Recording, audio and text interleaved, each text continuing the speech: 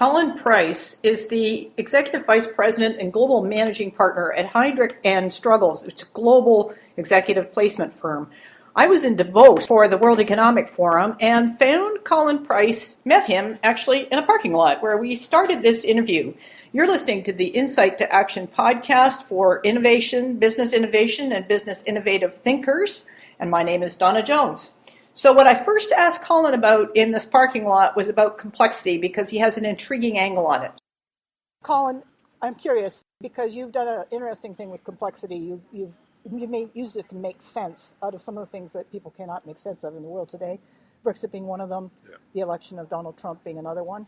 Although it does make sense to a certain percentage of people, to the rest of us, we're mystified. Perplexed. Yes, absolutely perplexed. Can you expand a bit on the role of complexity in these phenomena? Yeah, so if you think from a business point of view about a curve that's shaped like a normal distribution curve, it starts on the bottom left, it goes up, and then it goes back down again. So every business, as it's growing, gets value out of adding more complexity. So if you just imagine a company based in Birmingham, Alabama, and it produces a bicycle, only one bicycle, and it only markets to the local area. So as it adds a second type of bicycle or opens a new branch somewhere else, that kind of added complexity is a good thing because it enables it to be successful. There is some point, though, where adding more and more complexity produces diminishing returns and then negative returns. It actually damages the business. And I think what we found in our research is that for a lot of big organizations, as you'd expect, they're beyond the midpoint. They're into the point where they're getting negative returns. And I think that was kind of always an underlying business thing. But what's happened, and I think we see it in Brexit and Trump and some other dynamics in the world, is that the kind of consumer or citizen tolerance for complexity has gone down. And you know, you can think about it in a very micro way, which is if you want to change the bank that you bank with, it's murder. You don't want to spend 4 hours doing all sorts of things. If you want to change your Wi-Fi provider, if you want to go and buy a car, you've got perplexing degrees of choice and complexity, and people are kind of fed up of it. So we're seeing these two factors. On the one hand, good business sense tells you not to keep investing in complexity beyond the point at which it produces returns. And then the other is that consumers, citizens, taxpayers, voters want less complexity in their life. And so you look at some of the organizations that are iconic today. Google has managed to find a way of creating sense and simplicity. Same for Apple. So let's just decompose complexity a little bit. If you just think of you're a company, there's 4 levels, and I think of them a bit like an iceberg. So the most obvious form of complexity is that the product shelf is too wide. The stuff you do, you got too many bicycles, right? Too many pension funds, too many kinds of current account. Underneath that tends to drive complexity in processes and systems. The IT systems don't talk to each other. The way we do stuff in different countries or different divisions don't jive with each other. Underneath that, you've then got, because you've got a very complex product shelf, very complex systems and processes, you end up with an incredibly complex organization structure. Lots of barons and fiefdoms and matrix and dotted lines, and no one can do anything because there's just hundreds of other people to talk to. And then underneath that, when all that happens, you get complex mindsets. You get people and culture that's just used to complexity. It's just the way we have to do business. Well, it isn't. Some guy or gal in a garage on the West Coast is right now thinking of a way of using technology to dramatically disintermediate your business. So businesses need to kind of get to grips with that before it happens to them and find a way of radically simplifying and decomplexifying their structures. First of all, let me roll back a bit and say that Dr. Irvin Laszlo has explained that we're in the middle of a bifurcation of consciousness. It's a systems theory that says the complexities have gotten to a point where the linear approach to thinking it through no longer works. That it's not a matter of the next cycle. It's actually a completely different way of seeing the world. Yet we've got the majority, I would say, of executives that are really well trained in linear thinking. And so they're just going to see it through that lens. How do you get through to them? And what is the hook? What is the inspiration for them to shift their thinking and widen it a bit and use more of what they've got? I'd have to say I've done a whole bunch of interviews in Davos, and that's the best question I've ever been asked. Well, lovely. Thank you. It's a profound question with profound answers, and of course many areas that we can't answer. But I think your hypothesis is right. We've trained, in addition to my work at Heidrick, I lecture at Oxford, and we generally have trained managers to think in a linear way. You know, A causes B, therefore I'll do more or less of A. And we live in a world which is just far more interconnected and complex than that. Someone said to me this morning, we're used to living with an unpredictable future, but now we're living with an unpredictable present. Right? And so in that world, there's a bit of that complexity that could be understood by linear thinking, kind of using the intellect to understand the forces at play. But many of the outcomes are things that no matter how good your linear models are, you just wouldn't predict the outcome. We live in an age of the end of predictability. So you need something else to create stickiness in an organization between the customers and the company, and between the company and the employees. And that's more around storytelling, emotional attraction, truth and honesty. Not, I will do this and I will make you richer, but this, you will become a richer person by being here, by being a consumer of us, by being an employee with us. So it's far more emotional skills. In addition, I'm not saying that there is no room for intellectual skills, of course there are, but there's a far higher demand now for creating meaning for people, both consumers and employees. Okay, so the first time I chatted with Colin, we were in a parking lot in Stoss, and now we are actually on the phone, which is much better. And the last conversation we had was about how to engage executives in the transformation of their companies to really adapt to complexity and speed with a higher degree of fluency. So, Colin, let's just continue our conversations. And I want to ask you, how would you approach a narrative that will resonate with boomer executives who have their eyes on their pensions? That's a great question, not an easy answer. I mean, in the question, I think, is the difficulty, which is how do you get people to do what they know is right, but is not immediately apparently in their interest, right? So I think we have a little bit of good news and a little bit of bad news, really. So the good news is that almost all the executives I've met in 30 years of doing this kind of work do care not only about their company, but perhaps more importantly about their customers. Now, the more divorced you get from customers, the more difficult it is to care about them. But I think it's a reasonable generalization to say that most executives genuinely care about doing a good job and meeting the needs of their customers. So if a change process, a change architecture in a company actually does make things better for customers, you're more likely to be able to engage people with it. Worryingly, many change processes don't. They don't actually make things better for customers. And then middle managers are described by senior executives as being resistant to change. They're not resistant to change at all. They're resistant to doing things that don't make things better and that may cause loss. So I think that's one kind of building block that's helpful. The second thing that's helpful, but a little bit more difficult to translate into action, is that, of course, the pensions that they're watching in your question are the outcomes of economic generation by companies.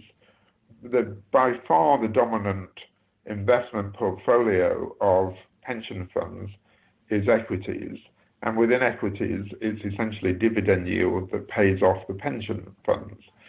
So, statement to the obvious, but for those pensions to be in healthy shape, we need the instruments of economic surplus generation, otherwise known as companies, to be in healthy shape.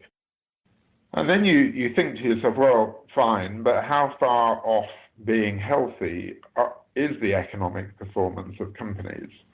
And there, it's one of those things that's incredibly difficult to measure, and it compares to what? But in the way that we measure it, we looked at 1,700 companies, and across those companies, there's economic productivity opportunities of at least 30% on average. Some of them are terrific and they have a smaller opportunity. Some are a very long way away from being in good shape and they have a bigger opportunity, but on average it's about 30%. And I think, people just know that intuitively from wandering around organizations, you see all sorts of stuff stopping people being productive, all sorts of behaviors and cultural stuff, but also technology and digitization attempts that haven't been productive or could be more productive. So I think it's pretty intuitively obvious that there is a big improvement opportunity in the way that we run human systems. And I'm only talking here about kind of commercial entities. When you turn to state-sponsored enterprises or charitable enterprises or religious or political enterprises, they themselves have their opportunities. So I think it's clear to most people that things could get better. It's also clear to people that if things did get better, that could be better for customers. That's the good news. The bad news is it is indeed difficult to engage someone who might be in their, well, I'm 58, right? I've been doing this for a long time. If a company said to me, we want you to do another round of change, it is difficult to be energetic about doing that when you've done 20 in the last 30 years. But nevertheless, that is what, that's why we've got leaders. If leaders can't engage their people to get enthusiastic about radical change, then I'd question whether those leaders are the right one. So definitely a challenge, not impossible, requires a very high level of leadership capability. One of the other things I noticed that you mentioned in the book is about the high cost of management. So the book, just to be specific for listeners, is called Accelerating Performance: How to Mobilize, Execute, and Transform with Agility. All of those words are words that you'd hear in a traditional organization, but I know your book takes a different tack to it. So I also noticed that you've included Gary Hamel and Michelle Zanini's statistics. That is that the U.S. economy will grow by $3 trillion simply if you remove unnecessary managers. That means tough decisions lie ahead. So from your point of view, what makes it easier for managers in these places? Because we talk about managers as if they're not listening. But what makes it easier for them to accept this kind of news and reinvent themselves? Yeah, so actually in the previous book that was called Beyond Performance, Gary Hamel was nice enough to write the foreword for that, and we did some work together, and along with Michelle, who was also in McKinsey as I was at that time, and that's where that statistic came from. In this book, interestingly, we've ended up in the same place, but using a different measurement method, but a very consistent outcome. And most simply, if you look at, just take all the big organizations in the world, we took the FT 500 biggest listed companies, and you divide them into 5 quintiles based on organic growth. So the top quintile is growing like crazy, the middle quintile is, puffing along, and the bottom quintile is shrinking like crazy. And you just draw a line that says, okay, this is the organic growth rate of these different quintiles. And then you measure the number of managers in those organizations as a ratio to non-managerial staff. So not as an absolute number, but as a ratio to non-managerial staff. What you find is that the highest growth quintile companies, the ones that are really rocking and rolling in terms of organic growth, where you might think, they're doing terrific stuff, it's paying off, they must have amazing managers and lots of them. Actually, they have just under 23% less managers as a ratio than the bottom quintile organizations. And it's clear at each stage. Obviously, there are 5 quintiles, and as you go from the bottom to the second one, to the third one, fourth one, fifth one, the number of managers as a ratio to non-managerial staff falls at each level. So that's pretty clear. The thing about doing this kind of social science research is you usually get a lot of findings and you don't quite know what to make of them. But in this case, it's pretty darn clear. When you then say, okay, if you could take the bottom quintile and make them average, the fourth quintile and make them the same as the second quintile, etc. So you move each quintile up until you get to the second one where you just hold it stable.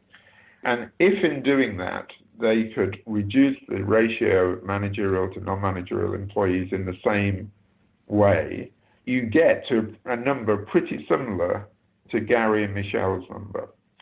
So it's a very different way of thinking about it, but you get to the same place. Good companies have less managers.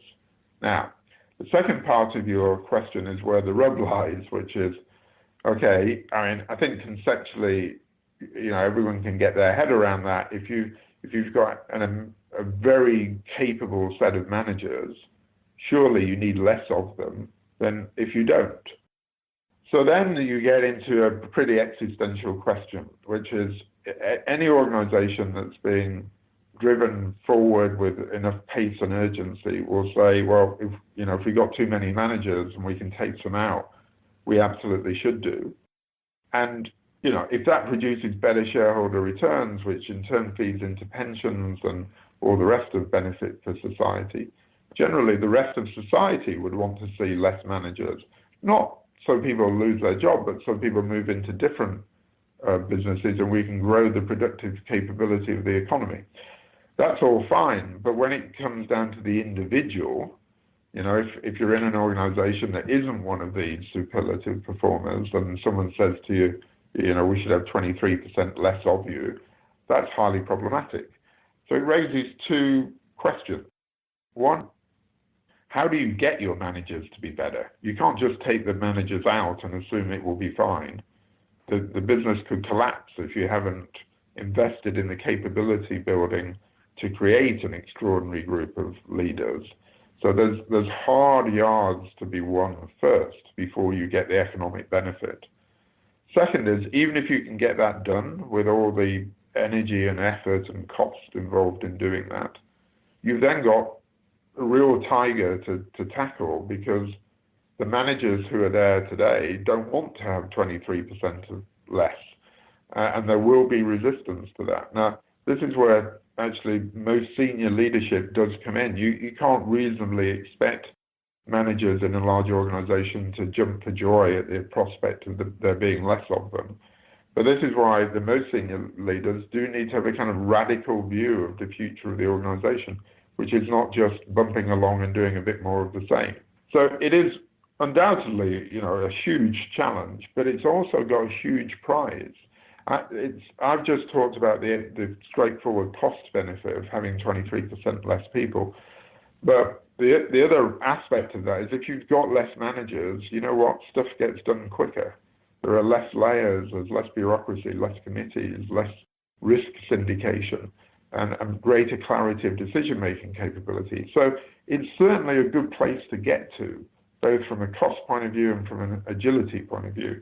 The challenges in getting there is why we need the senior leaders in organizations to have, as I say, a radical vision for their organization and a very cogent set of things that they can do, interventions that they can make that would achieve that vision. It's not a particularly easy invitation for anyone at a personal level, but I think it's essential that we sort of look at it from the one scale to the next, from the big picture down to what it means to the individual. So thank you. I'm kind of intrigued because we talked initially when we started this conversation in the parking lot in Davos, it was about complexity and Brexit and Trump and how these, the overwhelming weight of complexity is causing people to think simply. And in this book, you're talking about acceleration and accelerating. It's a good idea, but of course, we know that a lot of people in business will say, well, let's just do more of what we're already doing, but we'll just do it faster. I'm pretty sure that's not what you meant. So what did you really mean? Yeah, thank you. Well, allow me a little diversion first. So one of the things we talk about in the book is what we call the acceleration trap. And that is indeed when people fall into that trap that you just mentioned of saying we can accelerate our company just by everybody walking faster or doing a little bit, speaking faster, having less people copied on emails. It doesn't really, maybe those things are marginally helpful, but it doesn't really get you anywhere. What we really mean by acceleration is the ability to be agile or to pivot the organization from one way of working to a different way of working. Now, that different way of working may be a genuine kind of transformational change in the fundamental operating model of the company. And I've seen a few of those where a company goes from being asset heavy to asset light, or a company that goes from using its own staff to using external contractors or vice versa. So sometimes it's a kind of fundamental, the way we do business. And then other times it's more prosaic, which is, I mean, they sound tedious examples, but you just look at how long does your organization take to hire somebody from the moment that the line manager says, I need a new person, to the moment that they arrive. How long is that? In our sample, and I'd have to say this bit of it wasn't incredibly robust, but I think it's close enough to give a feel for it. The average time was just over 5 months. And you can see why, lots of people have to interview them, they have to go through aptitude tests, the references have to be checked. There's a whole kind of process, and you can get your head around why it might take that long. But if you stand back and say, well, is that a good way of doing business? It's clearly not. And another, very prosaic example, how long does it take to set the budget for your business? You would expect it to be a robust, almost argumentative process so that you use tension and productive conflict to get to a good answer. But nevertheless, most organizations start that budget process somewhere like September or October. Many of them don't get it finished until January or February or March. And in the first quarter, people are pulling their hair out and saying, what on earth is happening here? I've no idea where we're going. It's very trivial even, but it's incredibly frequent. And the world is full of these kind of examples. So it's, have these two things in your mind. The prosaic stuff is just, how can we cut through the kind of bureaucracy that's attendant in large organizations and get stuff done on a day-to-day basis a bit quicker? And then the other one is rather more fundamental, which is, and how do we sense market opportunities and indeed competitive threats and shift our modus operandi to a new way of operating sooner than the competitive threats hit us rather than later? Now, the reason why they're linked is it's really difficult to do that second one if you haven't done the first one.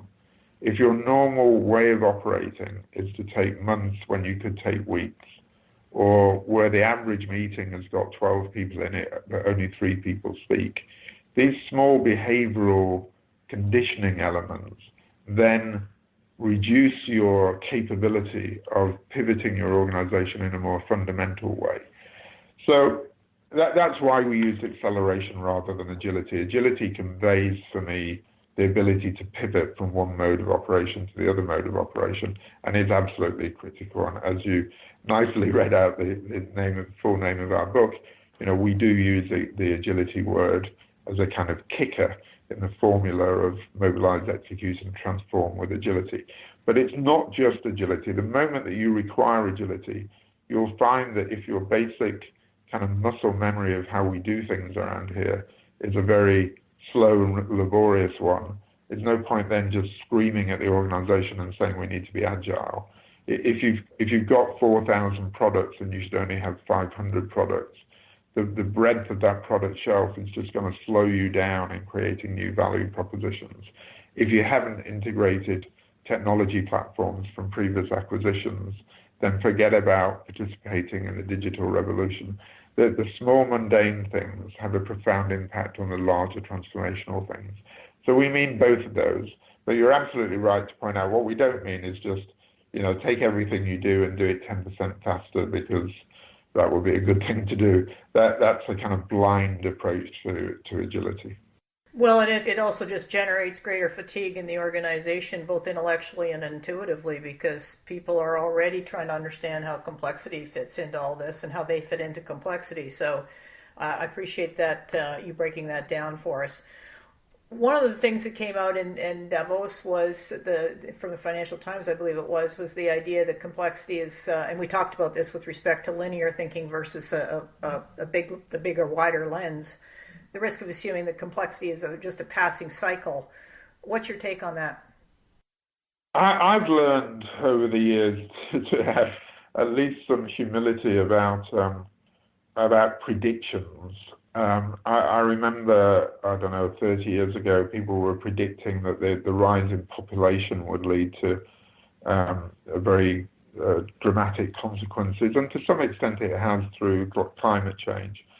And then I remember the predictions when we were kind of moving towards automation of UK car factories, and there would be no employment left on this small wet island off the coast of Europe. And there's just been prediction after prediction, many of which have found out over time to be tempered with reality. So I'm cautious about making this prediction. But nevertheless, I do think that the overplayed benefit of everything tends to lead to a negative. And the benefit of what's happened in the last 50 years has been choice. The amount of choice available to us I've not measured this, but it's dramatically increased. Literally, choice in restaurants, choice in your mobile phone provider, choice in the range of financial products that you might have. You go back to when I was growing up, your choice was a football or 3 channels on TV. And now the choice for my kids is almost infinite. Now, that's been a good thing in many, many ways. We've gone from a kind of bland standard fare, literally in terms of food in the UK, to far more diversity. And that's partly come from the diversity of people in countries, in companies. There's just far more creative clash and melding of different perspectives. So that's terrific. However, an unintended consequence of all that choice is just the complexity that we all have to deal with. And it's most easily thought about in terms of simple consumer complexity. I've no idea how I would change all my banking arrangements. It would be a major project for the next several weeks. The thought of moving, I'm sitting here with a phone, a computer, a tablet, and a cell phone in front of me. And they all link together and they speak to each other in some kind of clever way. And if I was to change that from one ecosystem to a different ecosystem, I fear that my life would collapse as I try and port all of that. So I, just like everyone else, I'm feeling a kind of reaction to all this choice and a desire for simplicity. Now, the issue is, on which side of complexity is simplicity? Is it simplicity on the other side of complexity? So if I think about my ecosystem, the provider of this technology has made it wonderfully simple for me because they've embraced the complexity of data and music and photos and everything else. And they've embraced that, they've understood it, and they've gone to the other side of that complexity, and they've produced a beautifully simple operating model for me. Or is it simplicity this side of complexity, which is it's just too complicated to cope with, so I'm only going to give you 3 choices or 1 choice. Now, the problem is, just because there's a reaction to complexity doesn't mean that a very simple answer is the right answer. If you're a bank or an insurer, or like everyone else, we wish the world was more simple, but it isn't. And it's not going to get any more simple.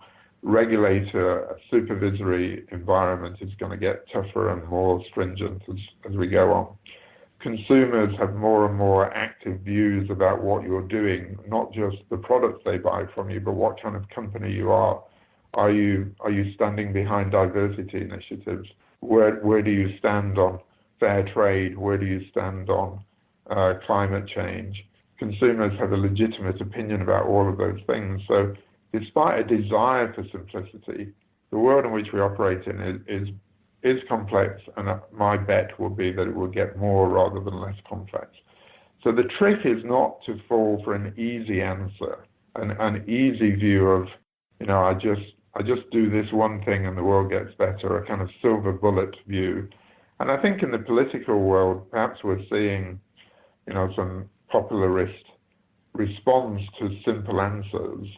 Personally, I don't think they're going to work. They may be simple, but I fear that they're also simplistic answers, and they won't produce the outcome. In terms of leaders, leaders do need to help their people operate with simplicity, but not by denying the complexity that's there. But they do need to, when you look at, I often look at organization structures, and leaders will lay out their organization structure for me on a whiteboard, and it will look perfectly reasonable. But when you go and you talk to 20 or 30 people and you map out what the structure actually is, it's fiendishly complicated, and you'd have to be a nuclear scientist to be able to work out how to make that work. So it's not pretending, the answer is not pretending that the world is simple and let's just go for a simple idea. The answer is to understand the complexity of the world and to break through that in a way that produces simplicity that serves other people, serves our consumers and customers, and also serves our colleagues because it provides an environment in which they can operate. So I hope I've not fallen into my own trap and given you too simple an answer there, Dawna, but that's the way I think about it. Yeah, no, I don't think so. But I think what you've nailed is the fact that it's very tempting to take complexity and oversimplify it. And yet it does, working with complexity has simple principles. They're very fundamental and unifying principles, but it's quite different from oversimplification, which has been the tendency to, that's been the fallback position. Take that instead of stepping in and evolving with complexity and understanding how to work with it from a leadership or any other role. So there's a lot of illusions that are in the C-suite that are blocking business preparation, readiness for the radical change we've got going on. What are the top ones? I started life as an economist, and then I migrated into being a psychologist, and that I think it kind of influences the way that I would see that question, which is that you can point at many obvious problems that businesses have got. All of those come from the kind of mental palaces that we construct, our mindsets and belief systems. So let me start with a few of the obvious problems, but then I'll go into what might lie underneath those. So let's just start with arguably the most obvious. Every business in the world needs to produce terrific quality service, but it also needs to get cost to be low. That's always been true. It's probably even more true now because technology is allowing new entrants without the legacy cost structure to disintermediate businesses. The obvious ones are Airbnb and Uber, but there are many, many others where a fintech startup doesn't have the cost of the legacy brand system or regulatory requirements and can cherry pick your customers or your products there. Same is true in insurance. We're seeing a rise in the equivalent of fintech in insurance. We find brand new competitors sprouting out of technology parks in Cambridge in the UK or in 2 or 3 centres in China now, who have got access to world-class technology without having to have 100,000 people. Same is true in pharmaceuticals. Particular therapies or gene chains are being developed in very small development houses without having to employ the same kind of staffing structure as Novartis or Shire or any of the others. So the fundamental problem for any business today is that there are lower and lower barriers to entry. We used to think of some industries like airlines, how could anyone possibly afford to start a new airline?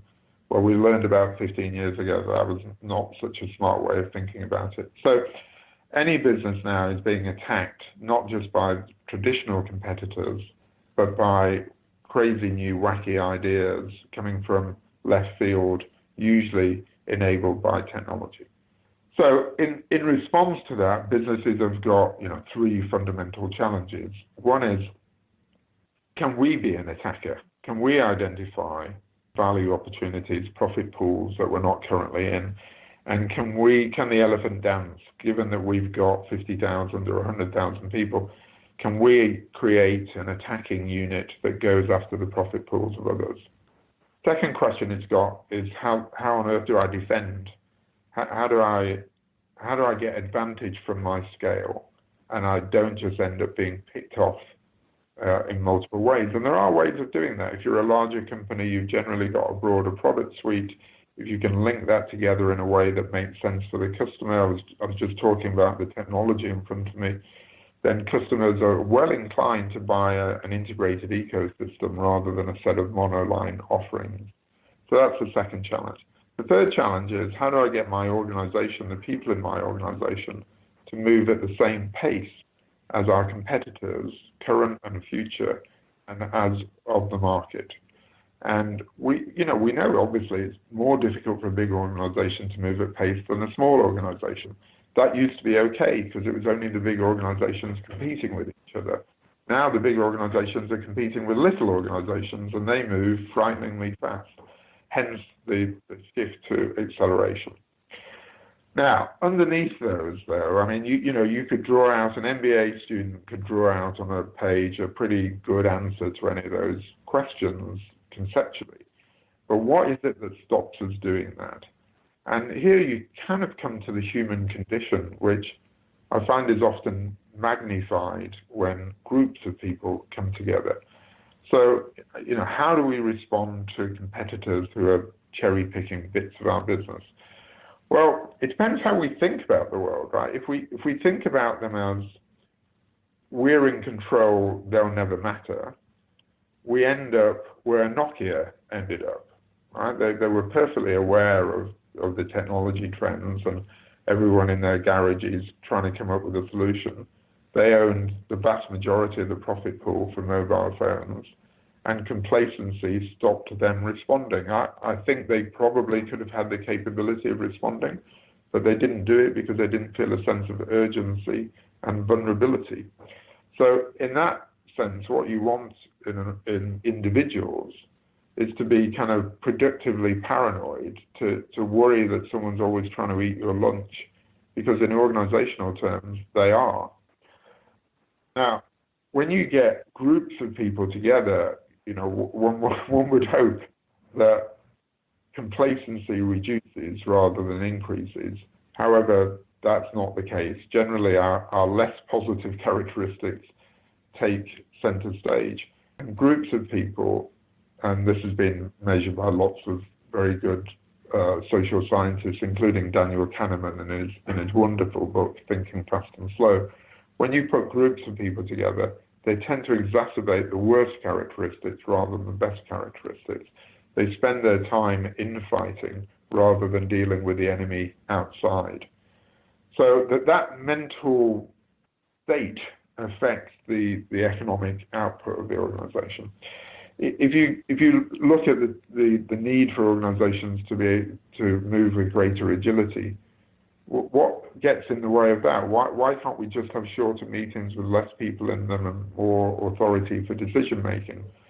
Well, there's a bunch of stuff that gets in the way. One is most organizations are still run on the basis that the leader is the boss. The leader tells other people what to do.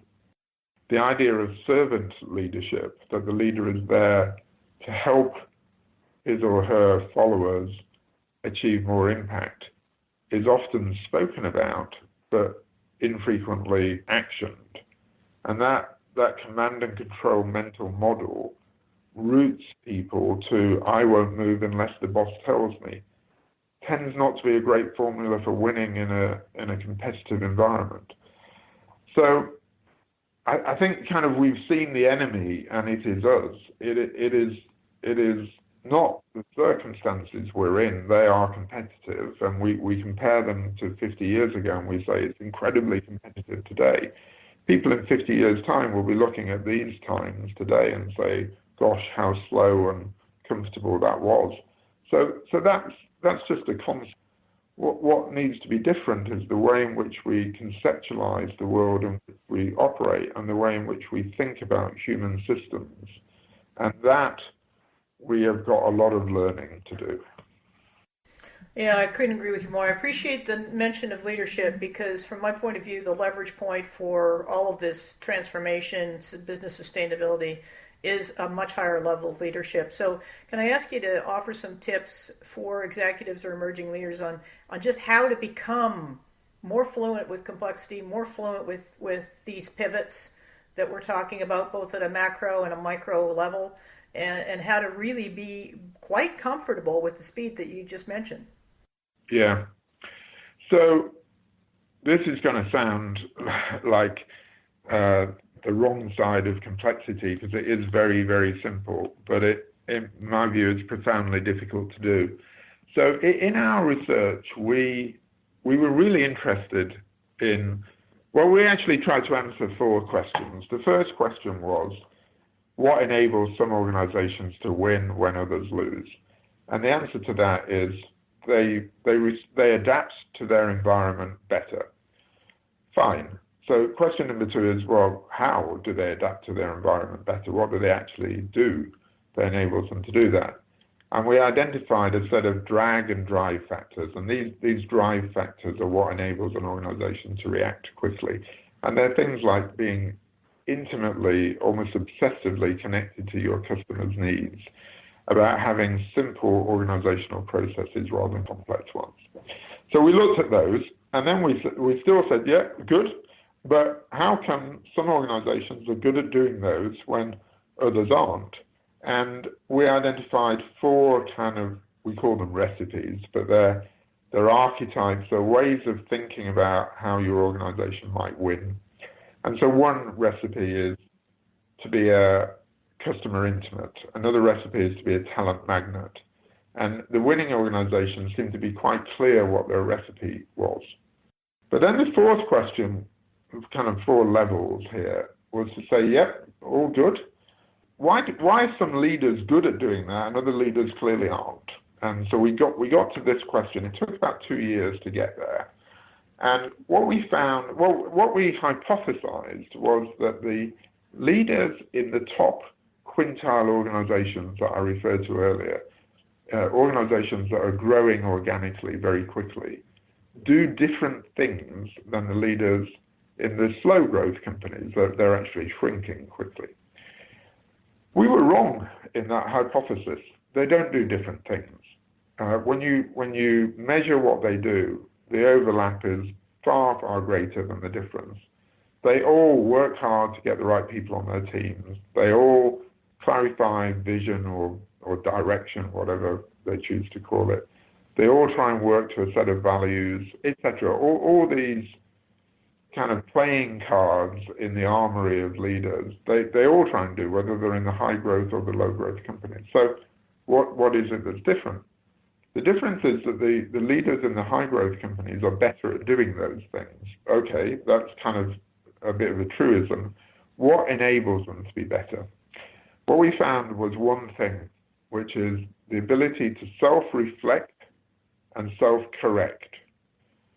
So let me just go into the psychobabble here just for a second. So self-reflect, if I said to you, Dawna, tell me the 3 things in your life as a leader that you've got most wrong.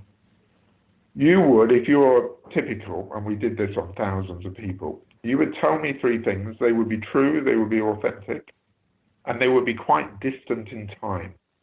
Because you look back on yourself 20 years ago and you can easily identify something that you did that at the time maybe you thought was okay, but now you look on it with reflection and you think, how on earth was I stupid enough to do that? Now, what you're demonstrating there is the ability to self-reflect, but like the rest of us, you tend to reflect more accurately on things a long time ago.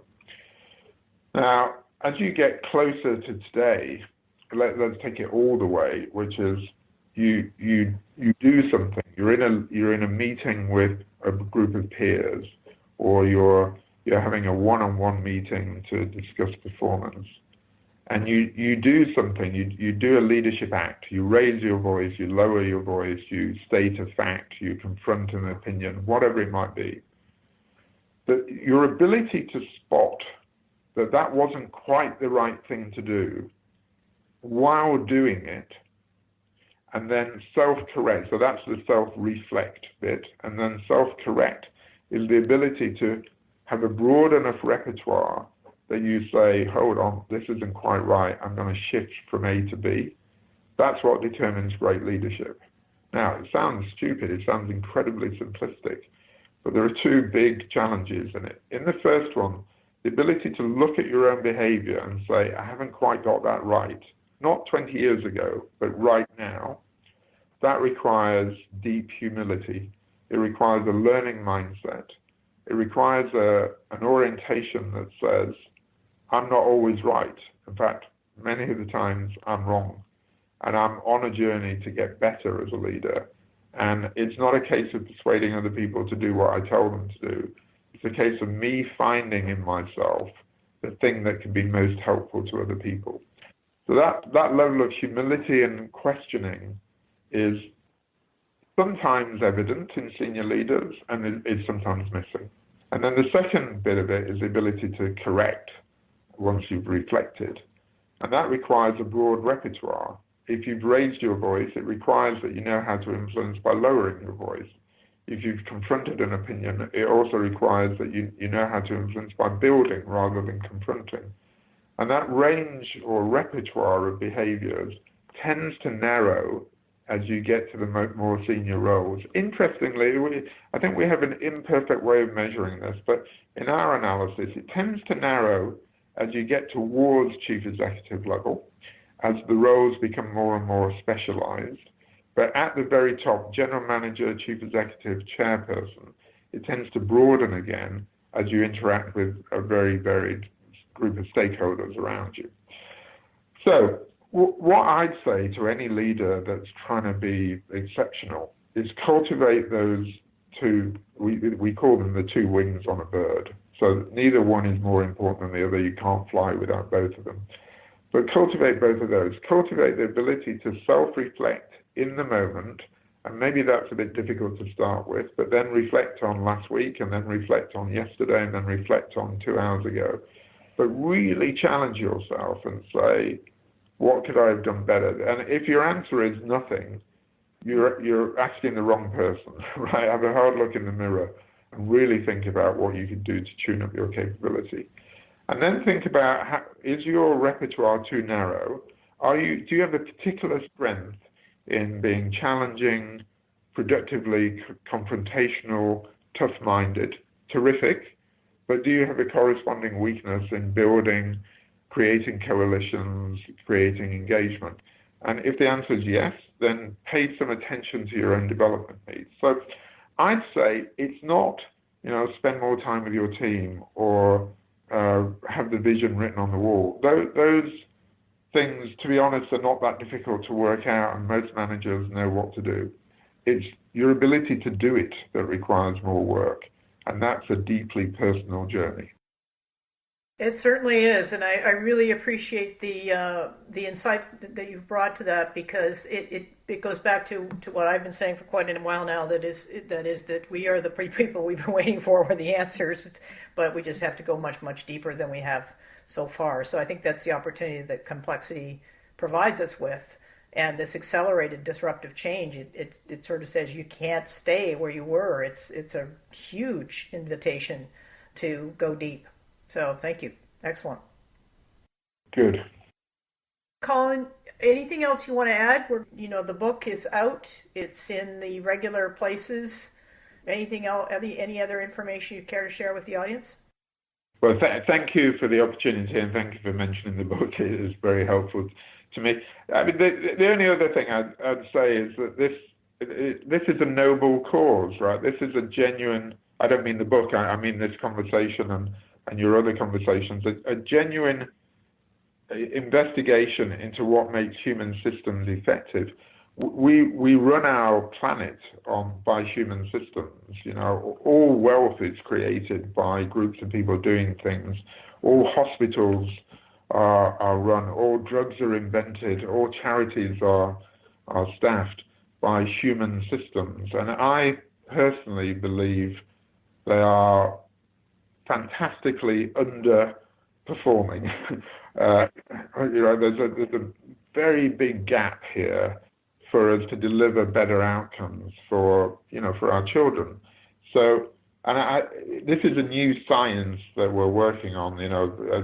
My colleagues who are mathematicians or physicists will look at social sciences and say, talk to me when you've reached your first century.